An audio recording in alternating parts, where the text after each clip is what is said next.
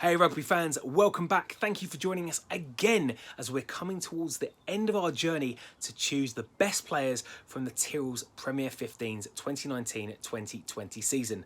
Yes, the RFU and England Rugby may have decided to declare the season null and void, but we still think the players deserve to be recognised, and they are going to be.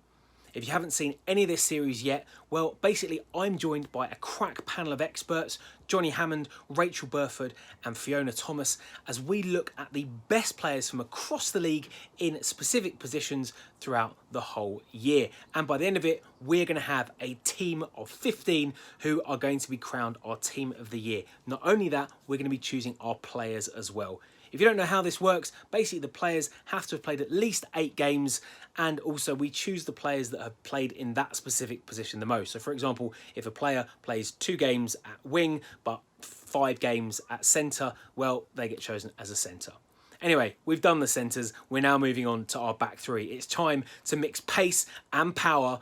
Let's go. Okay, so we are almost done. We've gone through 1 all the way down to 13. It is our flyers, our predominant point scorers. It is our wingers and fullback. We're going to start with our left wing. Fee, do you want to kick us off? Sure. So yeah, we're here. We've got Locke Clapp, Jess Breach, Kelly Smith as the contenders. 3 really prolific left wingers that we've seen this season. Naturally, Jess Breach grabs a lot of the headlines. Don't think I need to explain much more there as to why, especially if you look at her international try scoring record. Lottie Clapp has been a real leader for Saracens this season. Very composed player and tremendous girl as well.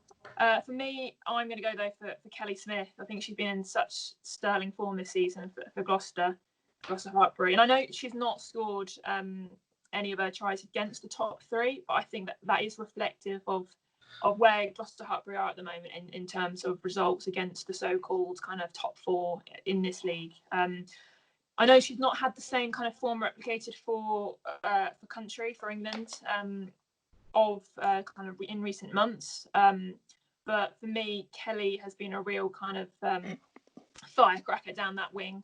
10 tries and 12 starts, and I think she deserves this one. Fair enough. Right, Rachel Burford? Yeah, I'd like to echo some of the stuff you're saying there about Kelly Smith. She works incredibly hard off the ball, and that's probably why she finds herself, in the right positions to finish off those tries. You could talk a lot about what Jess Breach has done this season internationally and at club, but for me, I'm going to go with Lottie Clapp. I think she's such a strong, consistent player for Saracens, and we talk a lot about wingers and about their attack and their finishing ability, but not only does Lottie have the finishing ability, but she has the strength in her defence. She often makes big decisions coming out the line to close off passes or to shut things down, and 90% of the time she's getting them right. So for me, it's she's getting the nod because of that defensive element that she has to her game.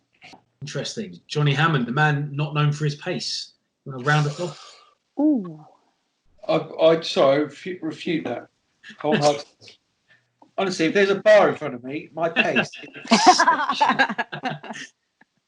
No, I think the girls have summed things up very, very nicely. I think Kelly Smith, you want to keep building, don't you, as a player? And I'm not sure she's had a stellar season as she's had previously. That's why she got knocked down half a mark in my book. I think Jess Breach, 11 tries in 12. We know she's a finisher, unbelievable in the big game at Twickenham as well. And yeah, she's had a few bits and pieces to do with off the field. I've been really impressed the way that she's played and dealt with those and managed to sort of compartmentalise those. But for 2 reasons. One is balance of my back 3. Number 2, because when they go head to head, I quite often only see one winner. So when Breach and Clapp go head to head, Lottie Clapp comes out on top. And for that reason, I'm going Lottie Clapp. Okay. I think, listen, this is one of those positions where there wasn't an overabundance of players to choose from, unfortunately. I think this season, you can tell from our previous videos that it's been very much a forward-heavy season, certainly with the second row and the number 8s. For what it's worth, I probably would have gone for Jess Breach just. I think she probably needs to work on defence, but you can't argue with the stats of 11 tries. But I certainly am not disagreeing with Lottie Clapp at number 11. So there we go.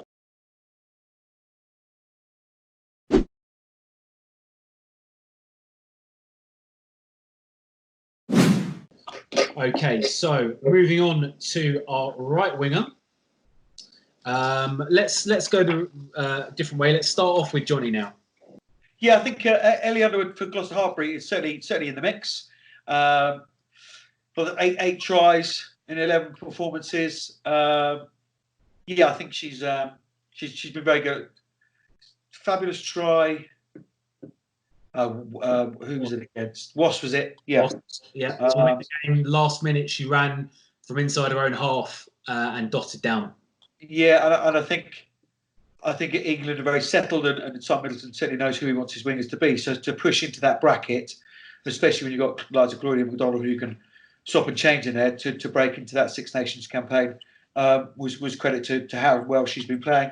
Heather Cowell at Harlequins just goes from strength to strength. Obviously, her sporting background, she's a very, very powerful player. Can get very, very high in the air. So in terms of a back three player, that's very, very useful. 12 tries in 10 appearances. Yeah, absolutely. But no, for me, it's Rona Lloyd.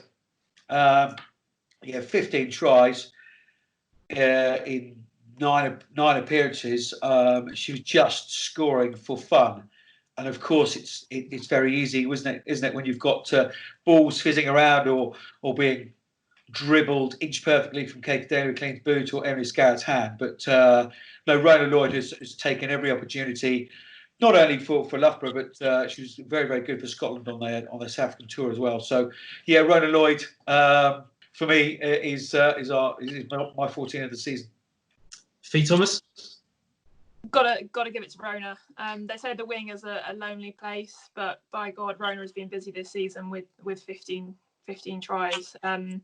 Time and time again, you've just seen her name on the score sheet, and she's just been phenomenal for them. And I know what we touched on earlier. You wonder how far Loughborough could have got this season had they, they were on course to make the playoffs. And you kind of wonder what would have been for them had the season not gone the way it did.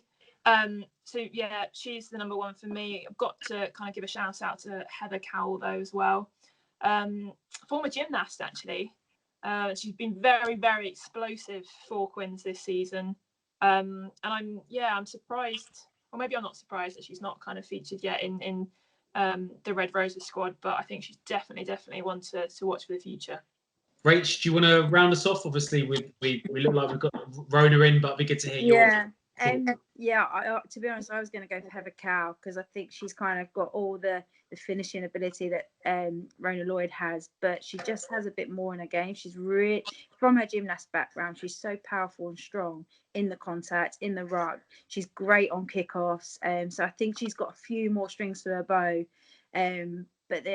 But the thing about Heather as well, that she's so young into this game, she's so raw that I definitely would love to see her get an opportunity in a Red Rose shirt as well one day. Absolutely. But that means nothing. Listen, it does mean something. I think, again, Heather Cowell, one of my favourite players to watch. Her footwork is unreal. She can dance out of a matchbox without anyone touching her. She's absolutely phenomenal. I think last season she was one of the, if not the top try scorer in the leagues. And hopefully we will see more of her dotting down next season. But Rona Lloyd, it is at number 14.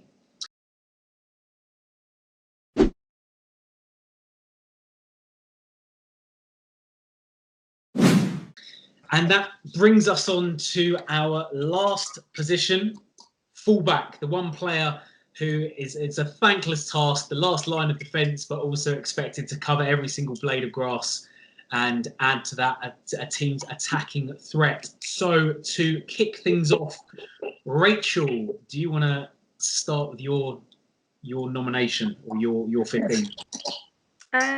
Yes, I found this one quite difficult. I think Mia Venna, needs to have a shout out. Like, very young talent, got a first cap this year in Six Nations.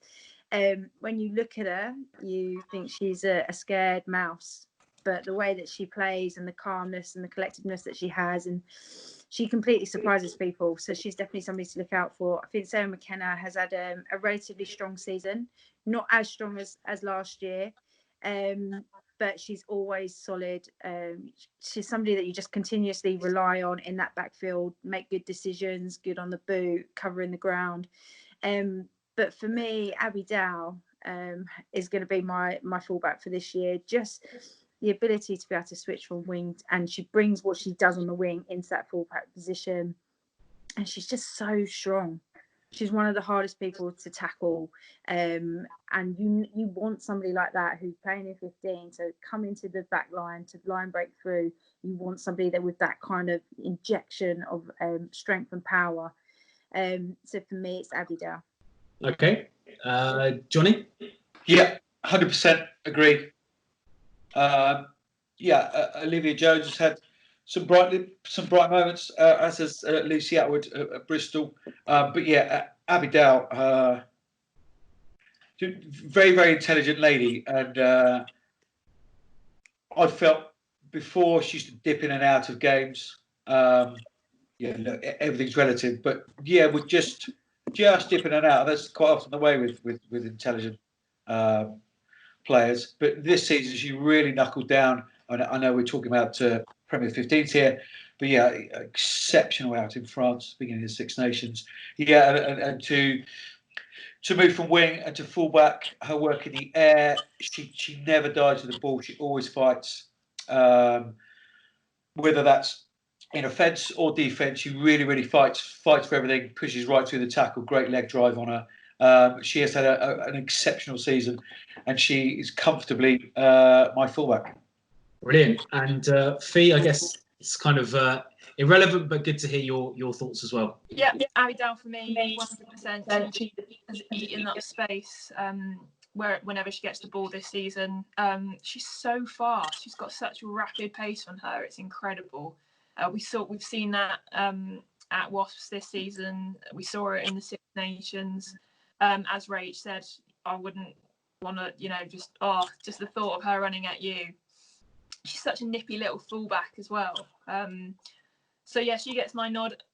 Want to give a shout out to Lucy Atwood and Mia Venna, obviously, as well. I think they've both had really strong seasons with Bristol and Gloucester respectively as well. But for me, Abby Dow rules the roost at fullback for me. Fantastic. Well, that makes it 15. We now have our official team of the season as chosen by our panel. So just to go through it one more time, at number 1, Hannah Bottoman of Saracens. Number 2, Mackenzie Carson of Saracens. Number 3, Shauna Brown of Harlequins. Number 4, Fiona Fletcher of Harlequins. Number 5, Zoe Aldcroft of Gloucester Hartbury. Number 6, Sarah Beckett of Harlequins. Number 7, Claire Malloy of Wasps. Number 8, Sarah Hunter of Loughborough Lightning. Number 9, Natasha Mo Hunt at Gloucester Hartbury. Number 10, Lisa Martin of Saracens. Number 12, Beth Blacklock at DMP Sharks. Number 13, Emily Scarrett at Loughborough Lightning. 11, Lottie Clapp at Saracens. 14, Rona Lloyd at Loughborough. And 15, Abby Dow of Wasps. And just doing that tally, we've got 4 Saracens, 3 Quins, 3 Loughborough, 2 Gloucester, 2 Wasps, and 1 DMP Sharks. Does that look about right as the season as the league table shaped up, Johnny? Yeah, I think it's respective of the table, isn't it? The inclusions from the certain clubs. So that kind of makes it kind of justifies our selection, doesn't it? I think that there's lots of good players. Hopefully, we've touched on the players that have impression. It is personal opinion, isn't it, and who we like seeing and who we don't. But I think that's a pretty good side to play against the top 10, 15 in France. That'd be good, wouldn't it? Put that together. Absolutely. And who knows what the side would have looked like had the season progressed.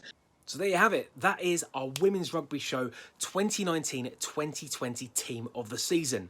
And what do you think? That is absolutely quality. Of course, we'd love to hear your thoughts. If you don't agree with us, well, do leave a comment below. We will get back to you.